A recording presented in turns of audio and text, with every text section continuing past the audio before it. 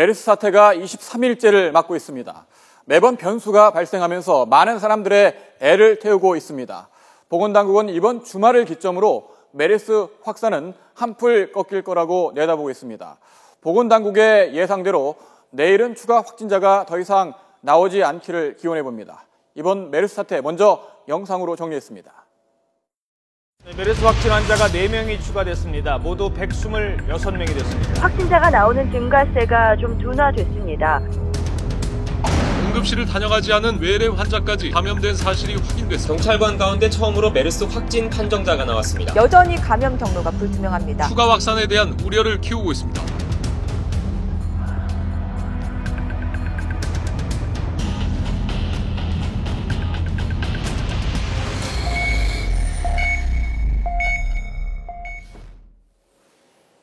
네, 이번 주말이 메르스 사태 분기점이 될 것이라는 전망도 나오고 있는데요. 전문가와 함께 좀 짚어보도록 하겠습니다. 전 대한바이러스 학회장이신 가톨릭대 의대 미생물학 교실 백순영 교수 나오셨습니다. 안녕하세요. 네, 안녕하십니까. 네, 메르스 사태 23일째를 맞고 있는데 자 하나하나 메르스 사태 여러 가지 의문점 짚어보도록 하겠습니다. 첫 번째 키워드 볼까요?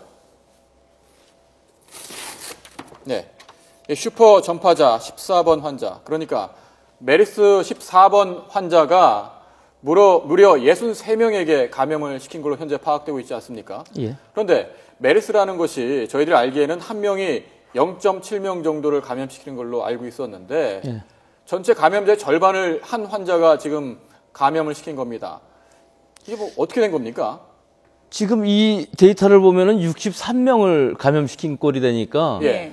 이게 엄청난 숫자인데요. 그럼 과연 이 바이러스 자체가 변이가 돼서 이렇게 감염력이 세졌을까요? 아마 지금 상황으로 봐서는 거의 같다는, 즉 99.8%, 뭐 적게 봐도 99.5% 정도의 그 호몰로지, 동일성을 가지고 있거든요. 예. 그러니까 만약에 조금 바뀌었다 할지라도 그 부분이 이렇게 감염력을 굉장히 60배 이상, 뭐 거의 100배 지금 계산이 나오는데 예. 이런 상황까지 갈 수는 없는 거기 때문에 그러면은 우리 쪽에서 무슨 문제가 있지 않나. 예. 결국은 우리 처음부터 많이들 얘기를 했었지만 초기 대응이 안 됐던 부분이 이 환자가 예. 삼성 서울병원에 내원을 하면서 입원실로 갔으면 좋을 텐데 예. 우리 상황이 그렇지 않으니까 결국은 응급실에서 2박 3일 동안을 머물면서 예. 아주 많은 바이러스를 배출했거든요. 그래서 지금 우리나라에서만 쓰는 그 슈퍼 전파자라는 말까지 나왔는데 제가 느끼기에는 이게 좀 더 잘 표현을 하자면은 예. 슈퍼 전파자라는 것은 우리 분수 같은 거 있으면 아이들이 막 뛰어다니고 그러지 않습니까? 예. 2박 3일 동안 환자는 계속 증상이 심해서 많은 바이러스를 분출하고 있는데 그 왔다 갔다 하는 환자들은 전혀 그걸 모르고 있다 하는 거죠. 그래서 감염된 사람이 거의 감염이라기보다 감염에 노출이 위험한 사람들이 거의 900명 가까이까지 됐고 예. 그들이 발증을 하게 되면 또는 증상이 나타나게 되거나 혹은 확진이 되게 되면은 이런 63명이라는 결과가 나오는 것이지 딱히 이것이 무슨 차이가 있거나 그런 예. 부분은 아닌 것 같습니다. 예. 뭐 여러 가지 추측과 분석이 나오고 있는 것 같습니다. 14번 환자의 이제 특징을 봤을 때 30대 젊은 남성이기 때문에 젊기 때문에 오히려 바이러스가 더 활성화된 게 아닌가 하는 추측도 나오고 있는데요. 이 부분에 대해서 설득력이 좀 있다고 보십니까? 그거는 뭐 젊다고 예. 해서 그럴 것도 없고요. 지금 좀 문제가 되는 것은 그 35번 환자 의사 선생님이 38세 젊은 나이인데 예. 이분이 굉장히 심각한 지금 증세를 나타내고 있거든요. 하지만 그 이외의 환자들은 증상이 나타난다 할지라도 거의 미약하거나 또는 회복하기 쉬운 또 사망자가 하나도 안 나온 이런 상황인데 예. 이 35세의 14번 환자만 딱히 더 위험하다 또 젊기 때문에 많은 바이러스를 배출한다 이런 차이점은 없다고 볼 수 있습니다. 그 환자 개인의 특성은 아닐 걸로 아니라고 보입니다. 보시는 물론 개인의 바이러스에 대한 여러 가지 감수성이나 저항성은 다르겠지만 예. 특히 이 환자가 좀 그 시기에 아주 바이러스를 많이 분출하는 시기였던 거는 사실인 것 같습니다. 2박 3일이나 있었기 때문에 예. 그 상황이 이제 처음에 잠복기를 지나서 바이러스들이 막 증상을 나타내면서 많은 양이 분출되게 되면은 이 증상이 나타나게 되면서 여러 가지 호흡기 증상들도 나타나고 하기 때문에 그 시기에 전혀 무방비의 환경에 노출됐었기 때문에 이런 결과가 나타난 것 같습니다. 네. 조금 전에 35번 환자, 30대 의사 말씀을 하셨지 않습니까? 예. 뭐 상태는 좋지 않습니다만 어느 정도 안정을 지금 유지하고 있는 상태인데 어떻습니까? 그 30대 같은 경우 며칠 전에 70대 노인분도 완치됐다는 소식을 저희들이 전해드렸는데 예, 공군 원사님도 네, 공군 원사도 물론 퇴원하셨고. 오늘 저희들이 일부에서 연결을 하게 됐고요. 근데 그 팩트가 조금 다른 부분이 있는 것이 안정된다는 부분하고 어저께 벌써 뇌사라고 그래서 오보가 나오지 않았습니까? 예. 그런데 그 경과를 보면 우리가 알고 있는 사실로는 CPR을 해서 다시 돌아오기는 했지만 이분이 상당히 위중한 상태였었고 그 시기에서는요. 일단 심정지가 왔다는 얘기는 뇌 손상이 있을 수도 있다는 얘기가 되는 것이고 그런 상황에서 에크모를 장착했다는 얘기는 상당히 위중하다는 얘기거든요.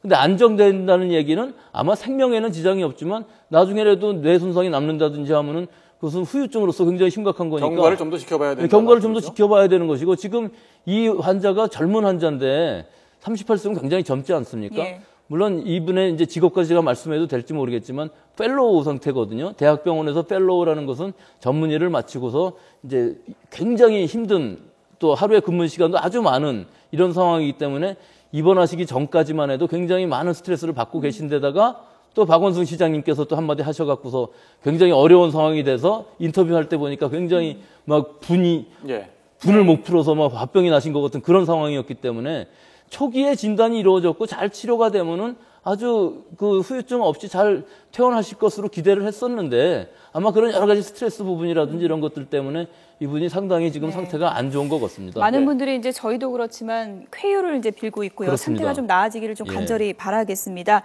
그분이 이제 비염이 있었다고 하는데 그것과도 좀 연관이 있는 건가? 글쎄 저희가 생각하기에 그 정도의 그 알러지성 비염이라는 것은 그 우리가 지금까지 보는 사망 환자들 케이스에서 보는 그런 중대한 기저 질병이라고 질환이라고 볼 수는 없거든요. 그렇기 때문에 그 부분은 큰 문제가 안 되는 것으로 보이는데요. 예. 근데 이 젊은 환자가 젊은 사람이 면역력이 왕성한 젊은 사람이 사망하는 이런 케이스가 생긴다 그러면은 아주 굉장히 심각한 거죠. 우리 지금 사망하신 분들은 다 연로하시거나 아주 뭐 암이라든지 뭐 신장 질환이라든지 여러 가지 그 기저질환이 중대하신 분들이 거의 말기에 가신 분들이 다 사망을 했었는데 만약에 이렇게 정상적인 면역력을 가지고 계신 분이 사망 케이스로 들어가신다고 그러면은 아주 슬픈 일인 것뿐만 아니라 그럼 어떻게 뭐 설명을 해야 되지 않겠습니까? 그래서 이제 뭐 여러 가지 설명 내용들이 스트레스가 강해서 그렇다든가 혹은 뭐 사이토카인 스톰이라든지 이런 것들을 이제 설명을 하고 있습니다. 그게 뭐죠? 사이토카인 폭풍이라는 사이토카인 폭풍이라는 말이 원래 뭐 예전부터 있었던 말은 아니고요. 우리가 뭐 2000년대에 이제 들어오면서 있었던 일인데 우선 우리가 면역이라는 걸 생각을 해보면은 우리 몸은 면역력이라는 의미는 외부로부터 들어온 여러 가지 물질들, 이 물질들은 뭐 꼭 병원균이 아니라도 여러 가지 이상한 단백질이라도 들어오면은 우리 알러지라는 것들이 다 그런 겁니다. 그것을 밖으로 뱉어내든지 어떤 형태로든지 제거하는 대로 가려고 하고 있습니다. 그런데 만약에 면역 부전이라는 게 생긴다면 에이즈라는 병이 바이러스에 의한 면역 부전이죠.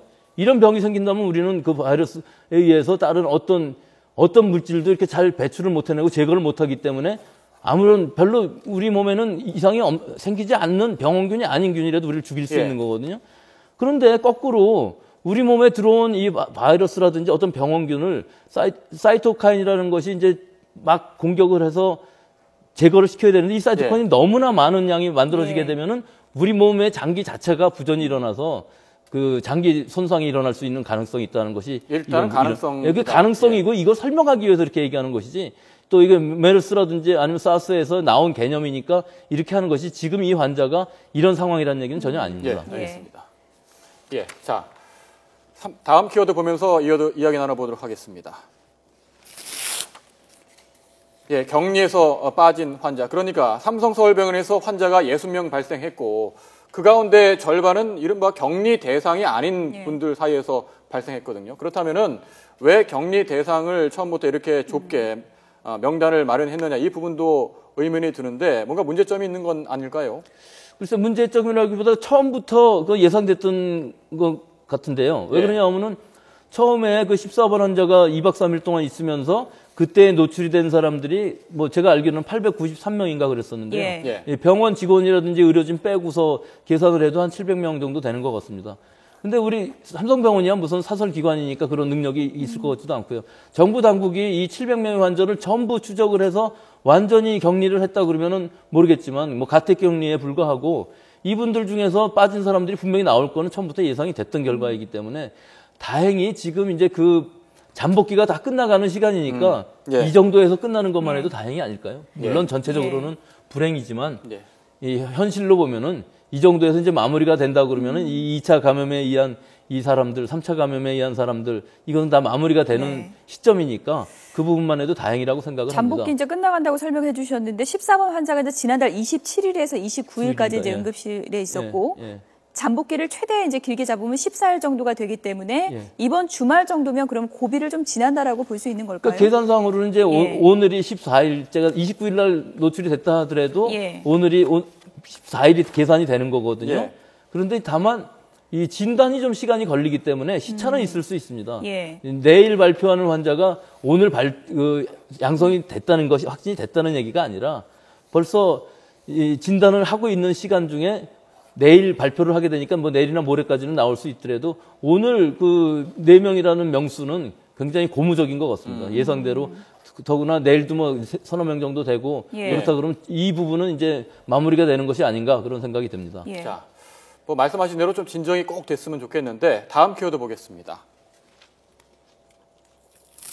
네, 감염 경로 오리무중. 그러니까 삼성서울병원의 외래 환자가 지금 확진 판정을 받았고 그다음에 평택 경찰관 분도 확진 판정을 받았는데 이 두 분 같은 경우에는 정확하게 어떤 경로를 통해서 감염되는지 현재 파악되지 않고 있거든요. 이러다 보니까 혹시라도 이게 병원 내 감염이 아니라 다른 경위에 있는 게 아니냐 이런 의문점이 남습니다.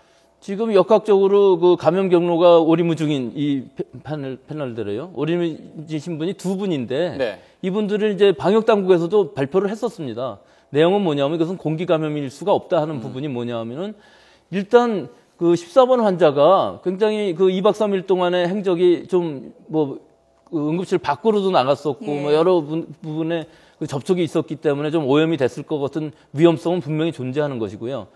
만약 공기 감염으로 그 7, 80m를 날아가서 네. 그 정형외과 외래까지 도달을 했다 할지라도 그 바이러스가 감염력이 있으면서 그 사람을 감염을 시켜서 환자가 되게끔 만들려고 그러면 굉장히 많은 양의 바이러스가 있어야 되는데 예. 그런 바이러스가 만약에 많이 날아갔다 그러면 진짜 한 명만 감염이 됐을까요? 그 부분이 이제 부정적으로 보는 부분이 이 부분은 공기 감염은 아니다 하고 얘기하는 것이고 예. 실제로 공기 감염에 대한 것은 WHO에서도 얘기를 했듯이 이 부분을 완전히 배제할 수는 없습니다. 여러 가지로 정황 증거들은 나오고 있지만 또 정황 증거로 봐서도 절대로 공기 감염이 일 수가 없고 또 중동에 있어서도 그런 경우가 없었기 때문에 예. 지금 현재로서는 가능성은 남겨둬야 되지만 네. 이 두 분 다 접촉 감염이고 또 원내 감염에 불과한 것이 그것도 삼성병원 그 원내에서 일어난 일이고 거리가 그다지 멀지 않기 때문에 만약에 그 뭐 잔디밭이라든지 먼 데서 감염이 됐다 예. 그러면은 그 부분은 좀 공기 감염의 의심도 있겠지만 일단 이 밖으로 나가지 않고 그 병원 안에서 있었다는 것은 원내 감염에 예. 불과한 것이죠. 감염 이제 확산을 막기 위해서 이제 감염 경로를 잘 파악을 해야 될 텐데 상태가 이제 불안정한 고령자 같은 경우에는 기도 삽관을 하는 경우가 이제 네, 그렇습니다. 많다고 예. 하는데요. 예. 그럴 경우에 그 과정에서 바이러스가 이제 많이 전파가 된다 이런 얘기도 이제 나오고 있는데 그런 예. 부분은 어떻게 해야 되는 건가요? 그거는 이제 병원에서 예. 그 원내 감염을 제어하기 위한 그 감염 관리, 예. 원내 감염 관리 매뉴얼이 잘 만들어져 있어갖고 그런 경우에 특히 중환자실에서 그런 일 많이 나오지 않겠습니까? 뭐 삽관뿐만 아니라 여러 조치 자체가 예. 굉장히 심각한 그 전염 루트가 될 수 있기 때문에 지금까지 우리는 응급실뿐만 아니라 중환자실에 있어서도 예. 그 감염 경로가 굉장히 많았었는데 예. 그 부분을 이제 감염 그 관리를 원내 감염에 특히 예. 원내 감염에 있는 경우는 굉장히 강한 균도 많거든요. 예를 예. 들어서 무슨 항생제가 듣지 않는 MRSA라든지 예. 이외 여러 가지 항생제에 안 듣는 결국은 환자가 사망하게 되는 이런 케이스들이 많이 생기기 때문에 그거는 감염 관리를 앞으로 잘 해서 기도 삽관 때 바이러스 전파 마찬가지입니다. 확률이 높아진다는 거 맞고 네. 그렇다면 그 슈퍼 전파자로 분류되는 14번 환자의 경우에도 그런 경우에 해당된다고 볼 수 있는 건가요? 어떻게 보십니까? 이분은 중환자실에 있었던 건 아니고 예. 응급실에서 2박 3일 거의 입원 상태에 있었던 얘기이기 때문에 예. 그 부분하고는 좀 다른 부분입니다. 예. 예. 네, 그렇군요. 자, 네, 다음 마지막 키워드 보겠습니다. 국민안심병원, 정부가 국민안심병원 명단을 발표했는데 자, 명단 87곳이 지금 지정됐거든요. 국민안심병원 어떻게 이용할 수 있겠습니까? 우리 국민들이 지금 무조건 어떤 병원이든지 아주 기피를 하고 있습니다.